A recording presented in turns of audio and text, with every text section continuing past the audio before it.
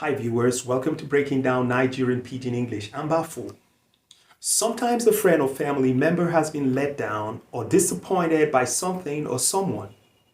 Maybe they didn't get a job or broke up with a loved one. Here are some words and phrases that might be appropriate in Nigerian Pidgin English with their English translations. I know how you dey feel. I dey sorry. Maybe e no suppose be this time. If one door close, another one go open. Every disappointment na blessing.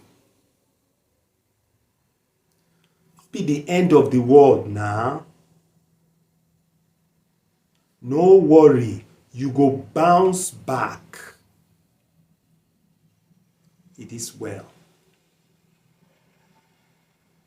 Take am easy. That's it for now. See you in my next video. I'm Bafo. I don't work. Bye-bye.